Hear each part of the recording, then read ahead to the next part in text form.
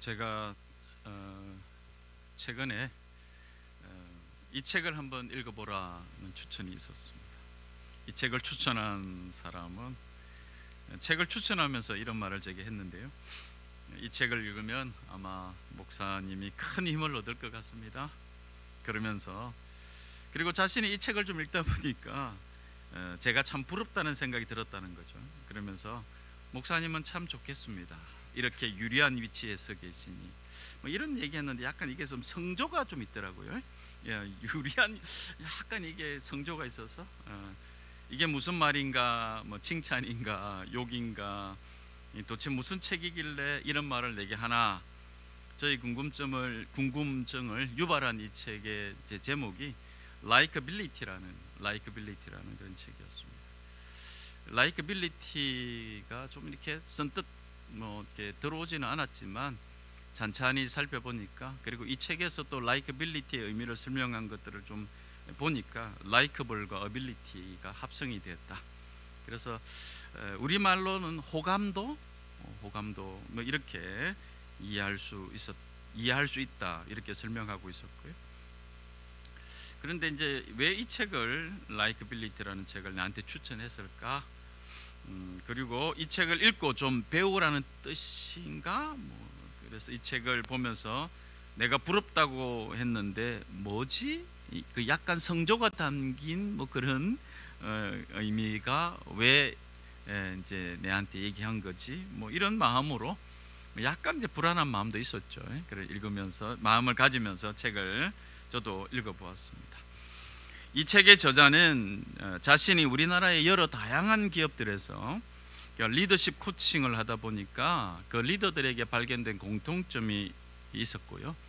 그 리더들의 그 특징은 우선 오래 살아남은 리더들이다. 오랫동안 살아남은 리더들이었다는 거죠. 바로 그 리더들의 공통점이었는데요. 그 공통점을 저자는 라이크빌리티라고 소개하고 있었습니다. 그러니까 라이크빌리티가 높은 리더들이 조직과 사람들을 잘 이끌고 관계를 잘 맺어가기에 그 조직에서 오랫동안 리더십을 발휘하며 있었다. 뭐 그런 이야기를 서문에서 소개하고 있었습니다. 여기까지는 좋았습니다. 여기까지는 상당히 기분이 괜찮았죠. 그러니까 내가 라이크빌리티가 높다는 뜻인가?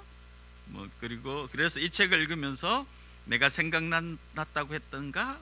이런 혼자 앞선 생각으로 이제 서문과 목차를 지나 본격적으로 내용을 읽어 나가다가 그만 알아버리고 말았죠. 왜 책을 읽으면서 생각을 났는지 제가, 그리고 이 책을 읽으면서 제가 큰 힘을 얻을 것 같다고 하는지 제가 알아버리고 말았죠. 그걸 알았을 때 제 기분은 의의없음 또는 실소 이런 느낌에 가까웠다, 이렇게 할 수 있죠. 이 책에서 계속 얘기하는 것은 이런 것이었습니다. 모든 것이 완벽한 사람을 사람들이 좋아하는 것 같지만 사람들은 모든 것을 다 가진 잘난 사람들을 선택하지 않는다. 사람들은 상대적으로 자신을 초라하게 느끼게 하는 지나치게 잘생긴 사람, 잘난 사람, 능력이 뛰어난 사람을 좋아하지 않는다. 사람들은 적당히 만만한 사람을 좋아한다. 능력이 너무 뛰어난 것이 처음에는 장점일 수 있지만 제거되기 쉬운 큰 위협이기도 하기 때문에 이 저자는 결정적으로 부족해 보이는 것이 매력인 시대다. 자, 이 책을 읽고 제가 왜 용기를 얻을지, 제가 왜 유리한 위치에 있다고 그 책을 추천한 사람은 되게 말했는지 이유를 알았다는 거죠. 한마디로 저는 사람들이 경계 대상으로 보지 않는다. 좀 부족해 보이고 만만하다, 적당히 만만하다. 아마 이런 얘기를 저에게 우회적으로 하셨던 것 같습니다. 그래서 친근하게 보이는 만만한 정도, 이렇게 저한테 얘기를 던진 것 같았는데요. 어쨌든 이 라이크빌리티는 당분간 저한테 잊혀지지 않을 것 같다, 이렇게 생각이 듭니다. 자, 그렇게 몇 주가 흘러서 우리 교회 추수감사주의를 준비하면서 이 라이크빌리티라는 말이 다른 사람에게 호감을 살 수 있는 능력에 관한 것, 그렇다면 혹시 저는 이제 땡크빌리티 이런 말은 없을까? 땡크빌리티라는 말이 좀 생각이 났었어요. 그래서 이제 좀 사전을 찾아보니까 이 땡크빌리티라는 말이 영어 단어로 나오진 않았습니다. 물론 이제 땡크빌리티를 쓰고는 있었지만 이게 딱 영어 단어로 사용되고 있었던 그런 경우는 찾아볼 수가 없었어요.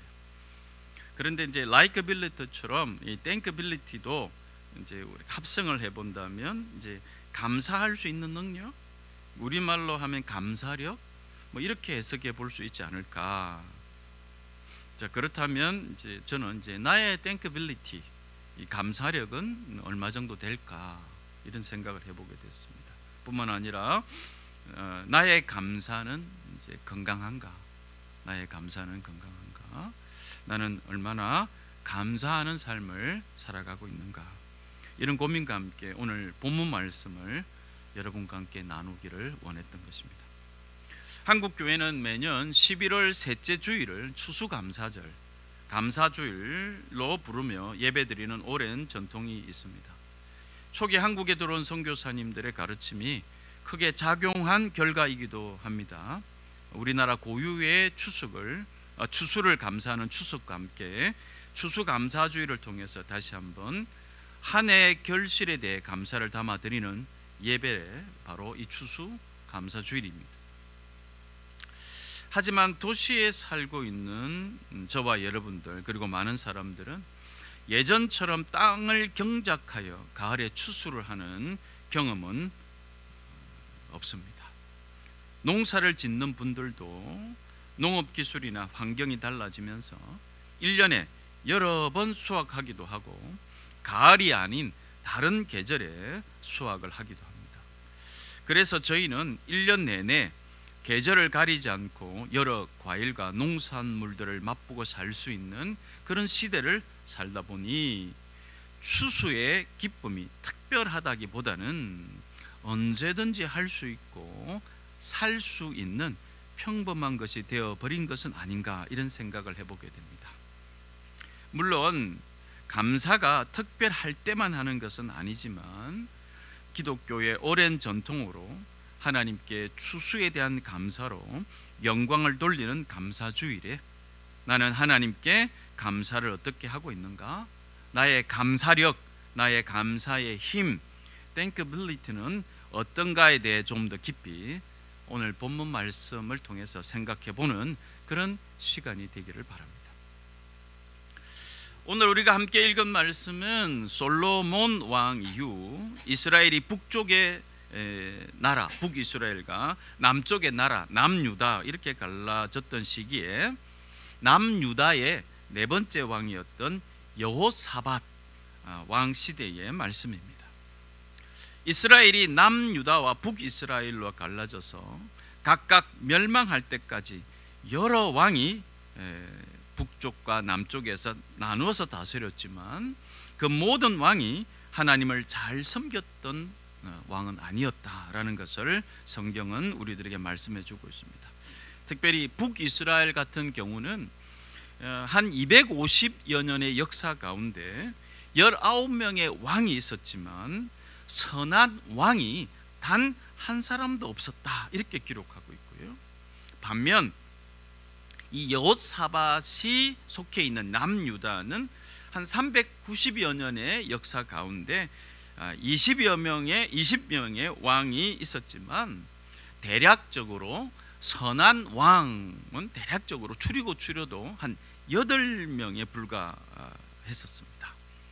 그중 오늘 본문에 등장하는 여호사밧 왕이 선한 왕이었습니다. 이 여호사밧이 어떤 사람이었는가는 오늘 우리가 읽었던 역대지하 20장의 앞에 있는 17장부터 읽어보면 이 사람은 굉장히 하나님을 사랑하고 하나님께서 그와 함께 하심으로 강대한 왕이었다라는 사실을 알 수 있습니다. 역대지하 17장 3절에 보면 이 왕에 대해서 기록하고 있습니다. 여호사밧이 왕이 되면서부터 그의 조상 다윗이 걸어간 그 길을 따랐으므로 주님께서 여호사밧과 함께 계셨다. 여호사밧은 바알 신들을 찾지 아니하고 다만 그의 아버지가 섬긴 하나님을 찾으며 그 하나님의 계명을 따라 살고 이스라엘 사람의 행위를 따르지 않았으므로, 여기서 이스라엘 사람의 행위란 북이스라엘, 그러니까 계속 우상을 섬기고 있는 바로 그 북쪽의 사람들, 이렇게 얘기할 수 있겠죠. 그 이스라엘 사람의 행위를 따르지 않았으므로 주님께서는 여호사밧이 다스리는 나라를 굳건하게 해주셨다. 여호사밧이 아주 위대한 하나님을 어롯하게 섬긴 그런 왕으로 소개하고 있고, 그를 강대한 왕이었다, 이렇게 소개하고 있습니다. 이런 이제 왕은 이제 그 8명의 선한 왕 중에서도 4명 안쪽에 들어가는 그런 왕이라 이렇게 얘기할 수 있겠습니다. 물론 이런 이제 그 여호사밧도 실수가 있습니다. 실수가 있었는데 그 실수가 북쪽에 있는 이스라엘의 왕이었던 아합 왕, 이 아합 왕가와 함께 혼인 정책을 펼칩니다. 그래서 며느리를 아합 왕가에서 데리고 옵니다. 바로 이 이제 며느리가 아달랴.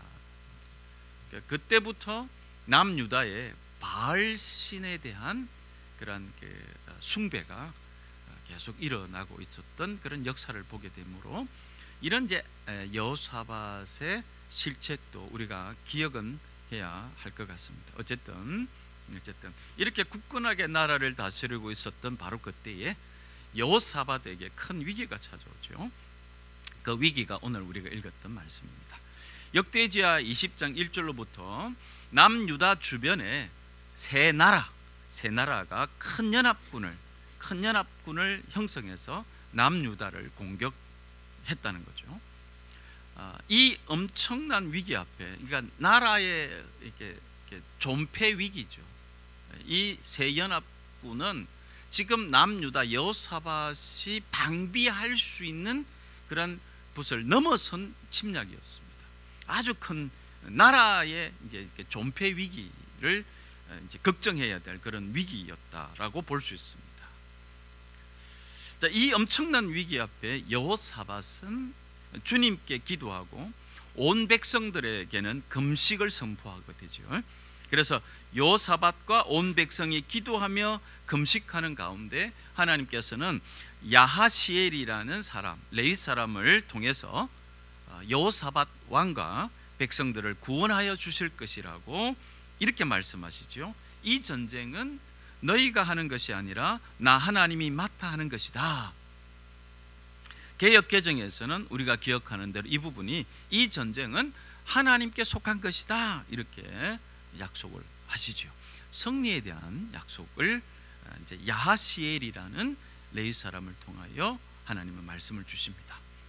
자, 이 말씀을 들은 왕은 온 백성들과 더불어 주님께 경배를 드리고 찬양을 맡은 레위인들은 큰 소리로 하나님을 찬양하였다, 이렇게 기록하고 있습니다. 그리고 이런 일이 있은 다음 날 여호사밧이 했던 일들이 바로 오늘 우리가 읽은 역대지하 20장 20절에서 21절의 말씀이죠. 바로 그 다음에 했던 행동이 오늘 우리가 읽었던 말씀이라는 거죠. 여호사밧은 그렇게 강대하게 보이는 적군, 강대하게 보이는 것뿐만 아니라 실제로 강대했죠. 그런 적군에게 나아가는 이스라엘 백성들에게 이제 어쨌든 그 적군을 대항해서 나가야 될 거 아니겠습니까? 그래서 여호사밧이 이제 군대와 이스라엘 백성들을 이끌고 이제 나아간 거지요. 그런 이스라엘 백성들에게, 여기서 이스라엘 백성은 남유다 백성들이죠. 이렇게 말합니다. 우리의 하나님을 믿어야만 흔들리지 않습니다. 주님께서 보내신 예언자들을 신뢰하십시오. 우리는 반드시 이깁니다. 이제 여기 이런 이제 여호사밧의 행위를 실제로는 이제 뭐 전략도 없고 전술도 없고 무대책처럼 보이는, 적군을 향해서 나아가는데 여호사밧이 한 행위는 어떤 전략을 세워서 어떤 위치에서 어떤 공격을, 이런 얘기를 하는 것이 아니라 야시엘을 통해서 하신 하나님의 약속을 상기시키면서 나아가고 있다. 이러한 것을 우리가 또 주목해서 보아야 하겠습니다. 하나님을 믿어야만 흔들리지 않습니다. 주님께서 보내신 예언자들을 신뢰하십시오. 우리는 반드시 이깁니다. 이런 이제 확신의 참말과 함께 그가 선택한 전략은 하나님을 찬양하도록 뽑은 사람들을 이스라엘 군대 앞에 세워 행진하게 하는 그런 행동을 하게 되죠. 그리고 그들은 이렇게 찬양하죠. 주님께 감사하여라. 그의 인자하심이 영원하다. 바로 이 말씀을 통해서 저는 2023년 감사주의를 보내는 오늘 감사에 대해서 두 가지 내용을 살피면서 우리의 감사력, 우리의 thinkability, 감사하는 힘을 다시 한 번 더 세워볼 수 있는 그런 귀한 은혜가 있게 되시기를 바랍니다. 먼저 오늘 본문에 나타나는 감사, 즉 적군을 공격하기 위해 이제 나아가는 군대 앞에서 주님께 감사하라고 외치는 그 감사는 미리 하는 감사였습니다. 자, 미리 하는 감사는 아직은 실현되지 않은 것에 대한 감사를 말하지요. 이스라엘 백성들은 하나님의 승리에 대한 약속의 말씀을 믿고, 하지만 아직은 승리가 현실이지 않았지만 그 승리에 대한 말씀을 의지하며 미리 감사하면서 적군 앞으로 나아가고 있는 것입니다. 자, 미리 하는 감사는 그 결과에 대해 믿고 신뢰할 때 일어날 수 있습니다. 그래서 여호사밧 왕은 군대에 앞서 하나님을 찬양하는 사람들을 세워 행진하게 할 수 있었던 것이라고 보여집니다. 자, 이 감사를 담은 찬양의 노래는 그 어떤 적군의 창, 칼보다 강력한 힘을 보여주고 있는 하나님의 백성들의 무기로 보여집니다. 자, 왜 그렇습니까? 이 감사와 찬양에는 하나님께서 하신 약속의 말씀에 대한 믿음과 신뢰가 담겨 있기 때문입니다. 여호사밧 왕은 하나님을 믿어야만 흔들리지 않는다라고 말하면서 그 하나님의 말씀을 전한 주님께서 보내신 예언자들을 신뢰해야 된다고 말합니다. 곧 주님께서 보내신 예언자를 신뢰하는 이유란 그들이 전하는 것이 바로 하나님의 말씀이라는 것을 믿어야 한다, 이런 얘기죠. 그것은 눈으로 보이지 않으시는 하나님에 대한 태도는 눈으로 보이는 예언자들을 향한 태도로 확인할 수 있어야 한다, 이런 말이기도 합니다. 이러한 하나님을 향한 믿음과 하나님의 보내심을 받은 예언자를 신뢰함이 바로 미리 하는 감사로 드러나고 있습니다. 이렇게 믿음으로 미리 하는 감사는 그래서 22절 이후에 하나님께서 하신 승리의 약속이 어떻게 성취되는지 온 백성이 다 함께 보게 되는 것으로 사건이 연결되어지고 있습니다. 자, 그런데 우리의 고민이 여기서 하나 있습니다. 자, 그렇다면 오늘을 살아가는 저와 여러분에게도 이렇게 여호사밧 왕과 이스라엘 사람들이 믿음으로 미리 감사한 것처럼 한다면 우리도 미리 감사한 대로 그 결과들이 그대로 성취되는 것인가 라는 것입니다. 자, 만약에 그렇다면 아마 우리는 우리가 하고 싶은 것, 좋아하는 것 혹은 소원들을 미리 감사해서 성취하고 싶다, 이런 마음이 들지 않겠습니까? 여러분은 어떻습니까?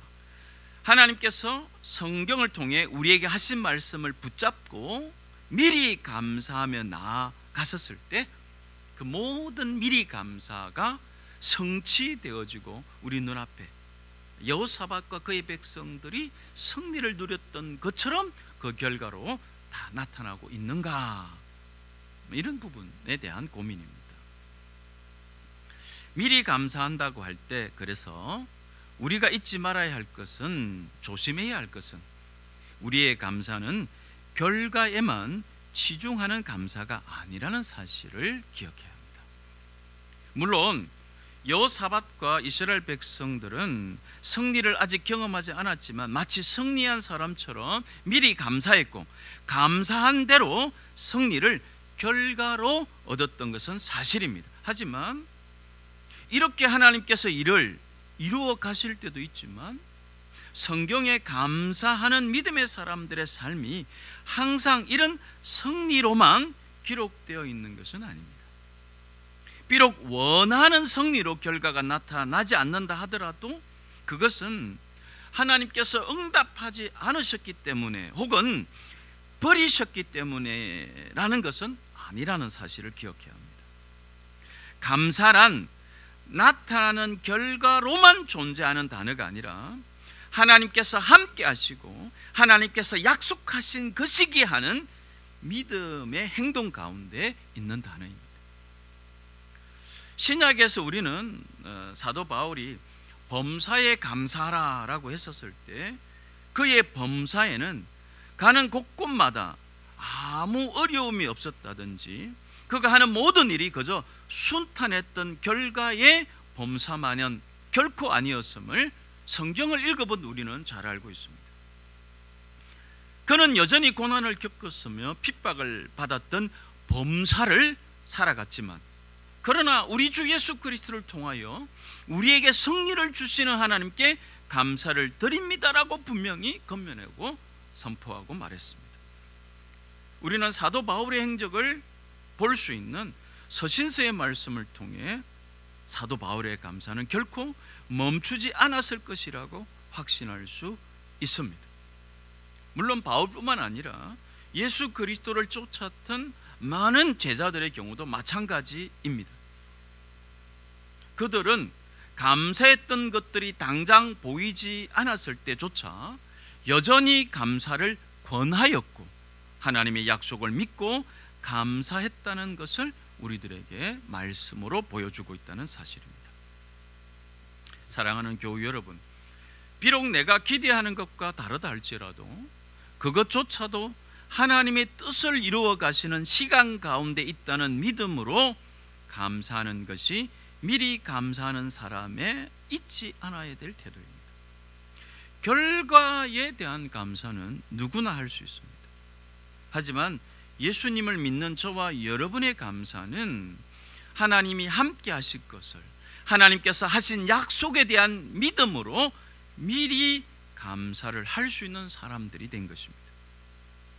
정말 하나님의 말씀을 신뢰하는 사람으로 미리 감사를 하며 살아갈 수 있는 사람들이 된 것이 바로 저와 여러분들 믿는 사람들의 감사의 중요한 한 모습입니다.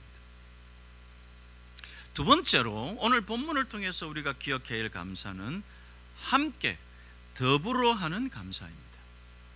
여호사밧 왕은 지금 군대보다 앞에 서서 하나님을 찬양하기 위해 사람들을 뽑을 때 혼자 결정하지 않습니다. 혼자 너 이렇게 진행하지 않습니다. 왜냐하면 상황이 급박하기 때문에 왕이 가지고 있는 권위로 이렇게 시간을 전력해서 대처할 수 있어도 누가 뭘 할 수 있는 그런 상황이 아니었죠. 그렇게 혼자 결정할 수 있었던 그런 급박한 상황에서도 여호사밧 왕은 혼자 결정하지 않습니다. 백성들과 의논하며 뽑았습니다. 그렇기에 그곳에 있었던 이스라엘 백성들과 의논하며 뽑힌 사람들의 찬양에 담긴 감사는 제가 해석하기로 그곳에 있던 모든 이스라엘 백성들의 감사를 드러낼 수 있었다고 저는 확신했던 겁니다. 모든 사람의 감사를 함께 담아낼 수 있는 감사가 바로 더불어 함께하는 감사입니다. 저는 이것을 공동체 감사라고도 부를 수 있다고 확신합니다. 이것은 곧 하나님의 승리에 대한 약속이 특정 사람들만 누리는 것이 아니며 그곳에 있던 모든 하나님의 사람들이 누릴 승리임을 보여주는 것이기도 합니다. 곧 그들의 감사는 서로 마음이 의논되어 함께 한 것에서부터 시작된 것이죠. 감사는 우리 한 사람 한 사람 개인의 것이면서도 동시에 다 함께하는 모두의 감사여야 한다는 것입니다. 오늘 감사 주일 예배로 드리며 우리가 하나님께 감사하는 감사에는 그 크기가 호박처럼 큰 것도 있고 이 귤처럼 요만한 것도 있고 조금씩 다 크기가 다릅니다. 개인마다 조금씩 다를 수도 있습니다. 그럼에도 우리가 모여 함께 하나님을 예배할 때 드리는 오늘의 감사는 우리 모두 차별 없이 더불어 함께 감사하는 감사여야 하며 그런 감사입니다. 우리 공동체에서 함께 드리는 감사를 통해 그래서 이런 더불어 함께하는 감사를 통해 행여 감사하지 못했던 이들을 다시 감사의 자리로 나오게 하기도 하고 잠시 흔들렸던 우리의 마음을 다시 하나님의 말씀을 바라보게 하기도 하고 그렇게 우리는 다시 또 더불어 감사하는 자리로 나아갈 때 모든 이에게 감사하게 되는 감사가 된다라는 것이죠. 이 감사는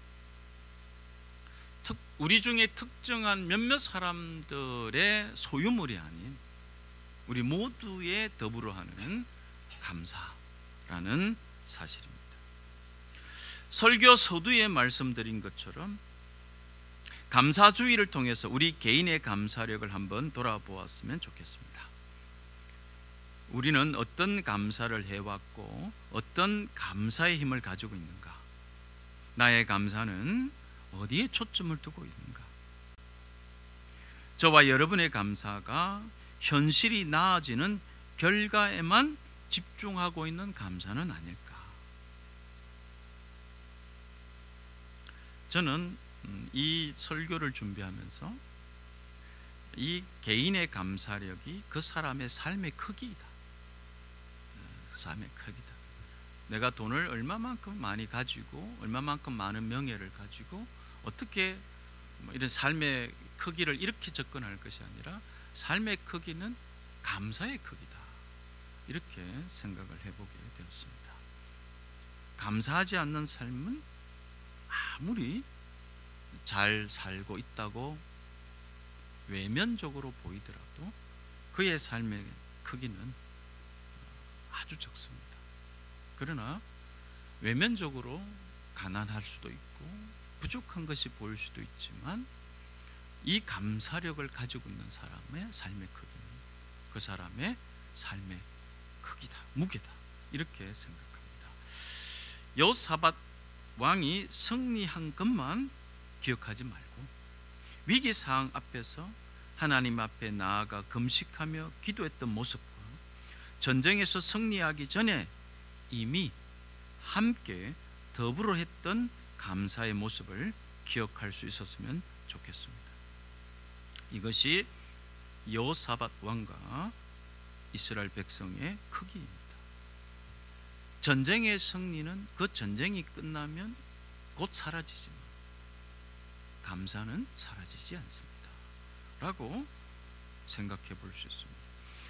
세상은 전쟁터에 나가는 것과 같다고 말하기도 합니다. 크고 작은 전쟁을 매일 치르며 살아가는 것 같습니다. 크고 작은 전쟁에서 때로는 실패하는 것 같기도 하고 혼자 싸우는 것만 같은 느낌이 들 때도 있습니다. 그런 크고 작은 위기 앞에서도 흔들리지 않고 하나님의 말씀을 신뢰함으로 미리 감사와 함께 더불어 감사하는 저와 여러분이 되시기를 소원합니다. 그리스도의 개선 행렬에 언제나 우리를 참가시키시고 그리스도를 아는 지식의 향기를 어디에서나 우리를 통하여 풍기게 하시는 하나님께 감사하게 되는 저와 여러분들이 될 줄 믿습니다. 사랑하는 교우 여러분, 2023년이 2달도 채 남지 않았더라고요. 2023년 11달을 달려오면서 하나님께서 저와 여러분 가운데 행하신 것들에 감사하십시다. 오늘 저는 찬양을 모든 것이 은혜라는 이 익숙한 찬양을 함께 부르면서 한 번 말씀을 드렸던 것처럼 제 소원이 성경책을 들고 교회에 나가보는 것이 소원이었거든요. 성경책을 들고, 가난해서 성경책을 살 돈이 없어서 그렇다 이게 아니고, 그만큼 어렵게 믿음 생활을 했습니다. 아버지한테 쫓겨 부산으로 갔었을 때 그 부산 시내버스 안에서 창문 너머로 주일 예배에 가는 학생들, 나와 똑같은 나이의 학생들이 성경책을 들고 가는 것을 보면서 울면서 속으로 기도했던, 하나님, 저도 저렇게 성경책을 들고 하나님께 예배드리러 갈 수 있는 시간이 있을까요? 라고 했던 그 기억들이 오늘, 하나님, 저는 우리 아내와 두 아이를 데리고 나왔습니다. 그리고 이렇게 형제 자매들과 함께 나와 하나님께 예배드리게 되었습니다. 이렇게 감사를 하게 될 수 있었습니다. 얼마나 감사한지 모르겠습니다.